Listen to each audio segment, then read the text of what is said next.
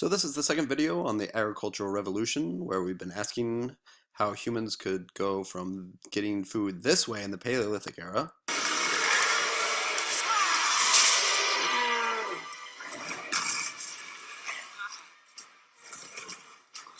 to this today. 8, 7, 6, 5, 4, 3, 2, 1. Put down your hot dog! A pretty amazing transformation that took place in just over 12,000 years. So in this video, we're going to be asking two big questions. First, where we want to be able to explain the effects of the development of new technologies during the Neolithic era. And then second, we will be focusing on how were pastoral nomads different from settled agrarian societies, and what role did those pastoral nomads play in world history. So after watching this video, you should be able to explain the effects of the development of new technologies during the Neolithic era. So during the Neolithic era, there were a number of different technologies that were developed that had huge implications on farming, trade, and transportation. So first, one of the major innovations was pottery. And pottery enabled people to utilize that older Paleolithic technology of fire in order to heat food. And more importantly, as a result of having surplus food because of the agricultural revolution, now people needed a way of storing food so that it didn't spoil. It was critically important that they prevented bugs from getting into their, for instance, like grain supply. And so pottery was developed to serve that purpose. Second technology involved the creation of textiles or weaving. There's very few artifacts that remain because obviously over time textiles decompose. But we have some evidence suggesting that human beings created spun together plant fibers or maybe animal hairs, wool, and created textiles for the first time, which created a whole new specialized occupation for textile production. Third technology that developed is the plow, which allowed human beings to no longer have to plant by hand, but instead would harness the power of large domesticated animals. So a fourth technology developed during this period was the wheeled vehicle and the wheels. So a really critical innovation in terms of allowing for trade and transportation. Now, in order for you to have a wheeled vehicle, ultimately you need to have some kind of large domesticated animals to be able to pull the wheeled vehicle. And that's why, as we'll find out later, there actually weren't any wheeled vehicles in the Americas when Europeans first arrived, started in the 1400s. Because they didn't have those large domesticated pack animals to necessitate the creation of wheeled vehicles. So the development of wheeled vehicles in Eurasia. And then finally, metallurgy. And what metallurgy is really the technology of metals. So the humans, in terms of the metals they first used, were copper, because it has a relatively low melting point and it's pretty easy to bend. Now that's also the disadvantage to it, is it tends to be relatively brittle and bends really easily, and therefore it's not very durable. So over time, humans recognized that copper started replacing copper with bronze. So if you added a little bit of tin to copper, you get bronze. You heat those things up together. And so there was a period of world history that's known as the Bronze Age, where tools were built and developed out of bronze metals. And then finally, however, the humans started using iron metals, which had a higher melting point, but ultimately were stronger and could be fashioned in a way that created tools that were more long-lasting and durable and useful.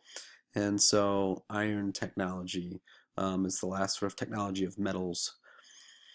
Now, how are pastoral nomads different from agricultural societies, and what role did those pastoral nomadic groups play in world history? Now, if we think about the different types of human communities that formed, we started talking about in the Paleolithic era, the hunter-gathering societies.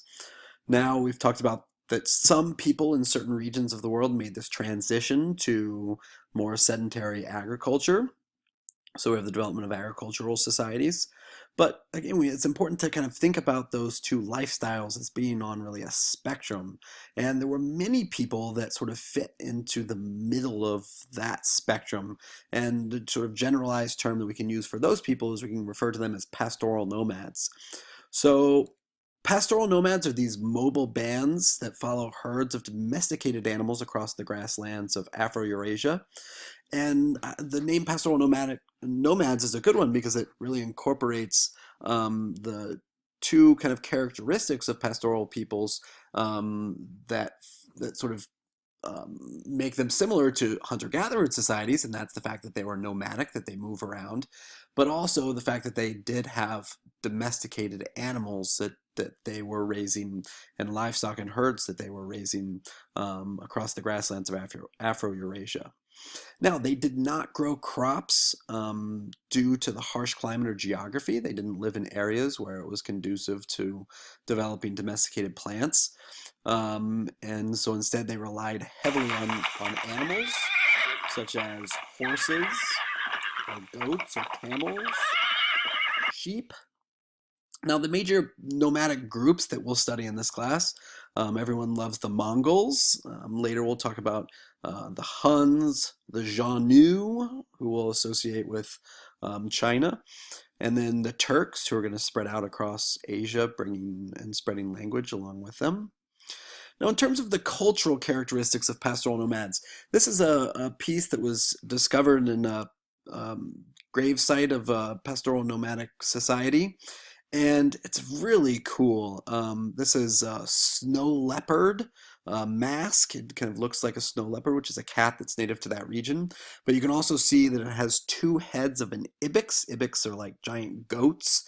And then also you can see at the bottom down near the nose the formation of a bird.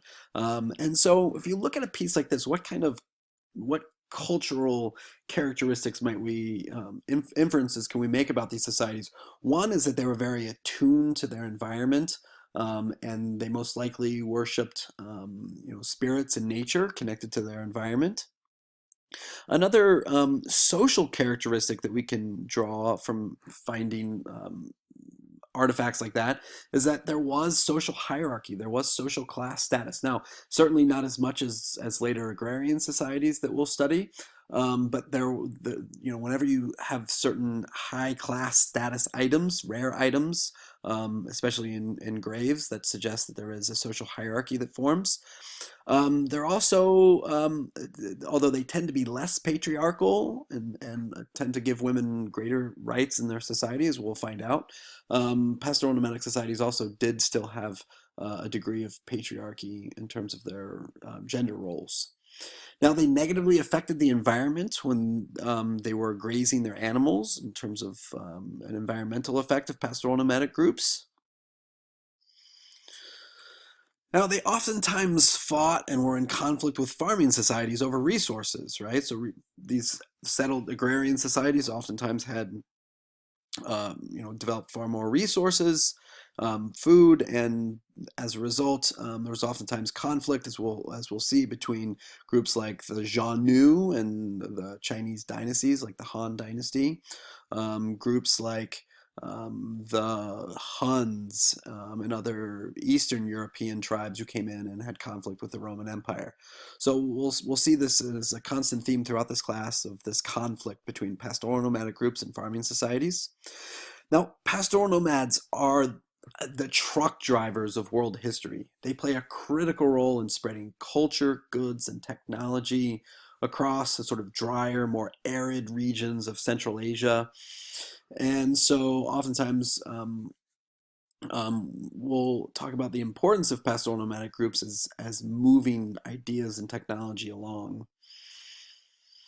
And a good example from this Neolithic period is the spread of language. So there were these nomadic peoples that were located in Central Asia, known as the Indo-Europeans, and they spread language all the way from Europe all the way down into India.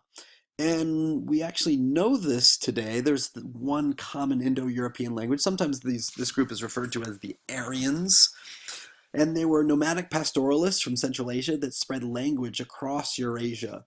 And one of the reasons that we know this is there are certain words like mother, which in English is mother, which in other languages like German, mutter, Spanish, madre, Greek, meter, Latin, mater, Sanskrit, which is an Indian language, matar, that are so similar in their structure that they had to derive from a common root. And if you trace those roots all the way back, you come back to this Indo-European language. So an important example of humans migrating, these pastoral nomadic peoples migrating and spreading culture, in this case language, as they moved. So as a result of watching this video, you should be able to answer these two big questions. Again, be able to explain the effects of the development of new technologies on the Neolithic era and the impacts that it had on transportation, trade, and farming. And then two, how are pastoral nomadic peoples different from either hunting and gathering societies or agricultural agrarian societies? And then what role did those pastoral nomads play in world history? All right, thanks for watching.